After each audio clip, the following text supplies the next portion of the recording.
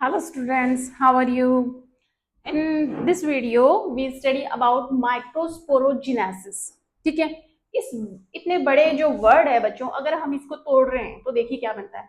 Microspore, माइक्रोस्पोरो मतलब microspore.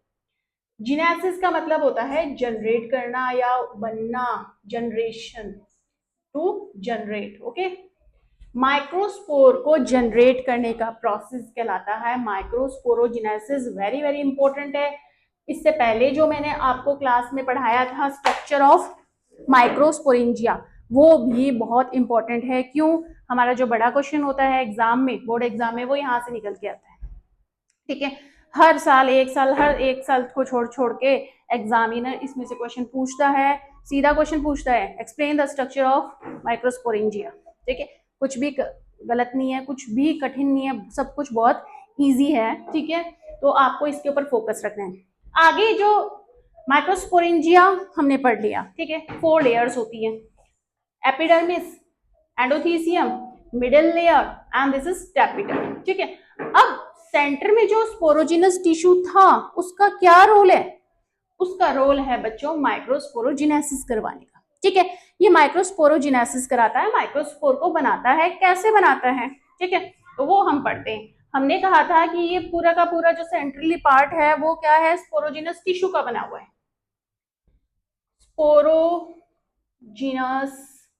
Tissue. ठीक है, जब एंथर डेवलप हो रहा है, बन रहा था एंथर शुरुआती फेज में, उस समय बच्चों क्या था? स्पोरोजिनस टिश्यू काफी कम था।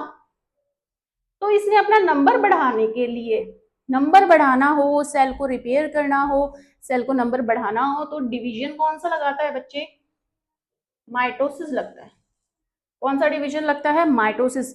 सिंपल डिवीजन है जिसके अंदर एक सेल डिवाइड होकर 2 डॉटर सेल बनाती है और उनके क्रोमोसोम नंबर सेम रहते हैं। अगर 2n है तो फिर वापस से जो डॉटर सेल होगी वो 2n बनेगी। अगर आपका हैप्लॉइड सेल है वो डिवाइड कर रहा है तो वो 2 हैप्लॉइड सेल बना देगा। ठीक है, तो स्पोरोजिनस टिश्यू ने माइटोसिस करके बच्चा क्या किया? अपना नंबर को बढ़ाया। ठीक है, सेम ऐसा ही अपने ह्यूमन रिप्रोडक्शन में चलता है। वहां पे प्रीमोर्डियल जर्म सेल्स होती है, प्रीमोर्डियल। ठीक है, इन्होंने अपना नंबर बढ़ा दिया। उसके बाद इसमें से कुछ सेल्स थी वो डिफ्रेंशिएट हुई। ठीक है, डिफ्रेंशिएट होकर ये बोलने लगी कि हम क्या हैं? हम हैं microspore mother cell. Mother cell वो होगी जो डॉटर सेल्स बनाएगी। ठीक है, माइक्रोस्पोर मदर सेल्स हैं हम, और हम आगे रेडी हैं माइक्रोस्पोर्स बनाने के लिए। ठीक है, तो अपन एक माइक्रोस्पोर मदर सेल को लेके चलते हैं। ठीक है, अब बच्चों हमें माइक्रोस्पोर बनाना है। माइक्रोस्पोर गैमेटोफाइटिक फेज स्टार्ट करेगा, तो माइक्रोस्पोर यानी गैमेटोफाइट, गैमीट बनेगा, तो बच्चों डिवीजन कौन सा लगेगा? मियोसिस लगेगा।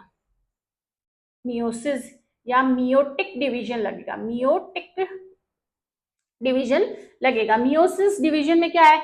देखिए, यहां आपकी सेल कैसी थी? 2n थी।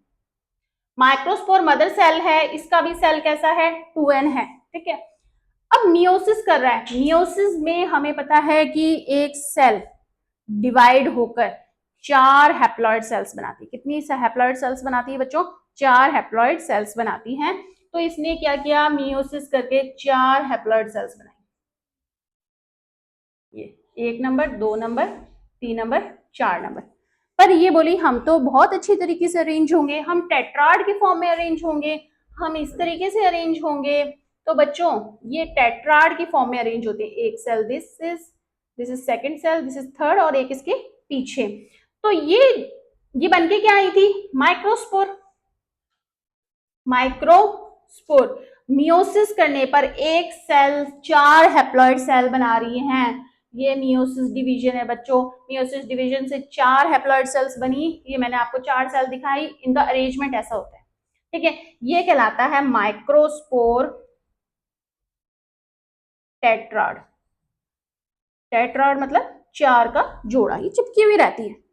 ठीक है, धीरे धीरे जैसे जैसे डेवलपमेंट कंप्लीट होने लग जाता है, एंथर मैच्योरिटी की तरफ आने लग जाता है, एपिडर्मिस, एंडोथीशियम धीरे धीरे सूखने लग जाती हैं, ठीक है। और इनको सारा का सारा पोषण देते देते ये जो अपनी टेपिटम है और मिडिल लेयर है ये भी डिसअपियर और डीजनरेट हो चुकी होती है। क्यों भाई, इतना ज्यादा मियोसिस चल रहा है, माइटोसिस चल रहा है, तो न्यूट्रिशन चाहिए होगा। न्यूट्रिशन कौन देगा बच्चों? टेपिटम देगा। कई बार छोटे क्वेश्चन में पूछता है what is the function of tapetum, ठीक है। या बड़ा क्वेश्चन जो हमारा इस टॉपिक से निकलेगा तो उसमें 1 नंबर का या आधे नंबर में पूछ लेगा कि टेपिटम का क्या रोल है। तो टेपिटम का रोल है इस पूरे प्रोसेस में न्यूट्रिशन या न्यूरिशमेंट देने का, ठीक है। अभी माइक्रोस्पोर टेट्राड, ठीक है, 4 आपकी माइक्रोस्पोर्स हैं, सबकी सब कैसी हैं? हैप्लॉइड है, ठीक है। यहां से डिप्लॉइड था, डिप्लॉइड था, डिप्लॉइड। जब एंथर मैच्योर हो जाता है बच्चों, ठीक है, डिहाइड्रेट हो जाता है, तो ये सेपरेट हो जाती हैं। ये चारों सेपरेट हो गई, ये चारों सेपरेट हो जाती हैं, ठीक है। और क्या कहलाती हैं? Pollen grains. क्या कहलाती है बच्चों? Pollen grains. हैप्लॉइड हैं, पोलन ग्रेन्स, ठीक है, हैप्लॉइड है। ऐसे मानेंगे कि यहाँ वाला जो एरिया है यहाँ पर बहुत सारी क्या बन जाती हैं? पोलन ग्रेन्स बन जाती है, ठीक है, बहुत सारी पोलन ग्रेन्स, ठीक है। और ये खुद क्या कहलाता है फिर? Pollen sac. ये इसको रखने वाला क्या कहलाएगा? थैला। थैला कौन सा थैला? पोलन सैक, पोलन ग्रेन्स वाला थैला, पोलन सैक कहलाता है ये। ओके, आया समझ में? माइक्रोस्पोरोजिनेसिस का मतलब होता है the process of formation of microspore by the sporogenous tissue. Sporogenous tissue की जो सेल्स अगर नंबर में कम है तो माइटोसिस करके अपना नंबर बढ़ाएंगी। उसमें से कुछ सेल्स हैं वो डिफ्रेंशिएट हो जाती हैं, स्पेशली इनके अंदर न्यूट्रिशन वगैरह लेकर ऐसी कैपेसिटी आ जाती है कि मियोसिस के लिए तैयार हो जाती है। मियोसिस रिडक्शन डिवीजन है, ऐसा डिवीजन है जो बच्चों क्या करता है? कोई भी डिप्लॉइड सेल है उससे क्या करता है? हैप्लॉइड सेल बनाता है। हैप्लॉइड सेल ऐसे बनता है। ये मियोसिस फर्स्ट लगाया हमने, फिर मियोसिस सेकंड होगा, तब इससे 2 बन गई, इससे 2 बन गई, ठीक है। तो रिडक्शन का काम कहाँ हो गया? ये मियोसिस हमने सेकंड दिखाया। मियोसिस डिवीजन वो डिवीजन है जिससे डिप्लॉइड सेल है वो क्या बनाती है? 4 हैप्लॉइड सेल बनाती है, डिप्लॉइड हैप्लॉइड बना। Okay, this is meiosis. Meiosis हुआ, एक माइक्रोस्पोर मदर सेल ने कितना बनाया बच्चों? 4 माइक्रोस्पोर्स बनाए। 4 माइक्रोस्पोर्स है, ये माइक्रोस्पोर टेट्राड के फॉर्म में अरेंज हो गई। धीरे धीरे जब एंथर मैच्योरिटी की तरफ जा रहा है, पानी कमी हो रही है, सूखता जा रहा है, तो ये पोलन ग्रेन्स बना लेता है छोटे छोटे, ठीक है। पोलन ग्रेन्स एंथर के जिस बैग में अरेंज होते हैं वो कहलाते हैं पोलन सैक, ठीक है। अब एक चीज पूछते हैं आपसे कि 64 पोलन ग्रेन्स, 64 पोलन ग्रेन्स बनने के लिए कितने मियोसिस हुए होंगे? कितने मियोसिस डिवीजन हुए होंगे, ठीक है। बताओ भाई, आपको पता है कि एक मियोसिस से 4 पोलन ग्रेन्स बनती हैं, ठीक है। तो 64 कैसे, कितने मियोसिस करवाएगी? कर दो, क्या आएगा बच्चों? 16, ठीक है। 16 मियोसिस हुए होंगे कि हमें 64 पोलन ग्रेन्स मिल गया। एक बार में 4 पोलन ग्रेन्स मिल रहे हैं हमें, ठीक है। ये भी क्वेश्चन कई बार एग्जाम में पूछ लेता है, ठीक है। या वो ये पूछेगा कि 12 बार मियोसिस हुआ है, 12 बार मियोसिस हुआ है तो कितने पोलन ग्रेन्स बनेंगे? हमें पता है एक मियोसिस से 4 बन रहे हैं तो 12 से, ठीक है, ये भी आप कर सकते हो, 48 पोलन ग्रेन्स बनेंगे। ओके, ये नंबर, ये क्वेश्चन भी कई बार नीट में पूछते हैं, ठीक है। तो अपने 12th के एग्जाम में भी कई बार फिल इन द ब्लैंक्स या अबासदा में पूछ सकते हैं, ठीक है।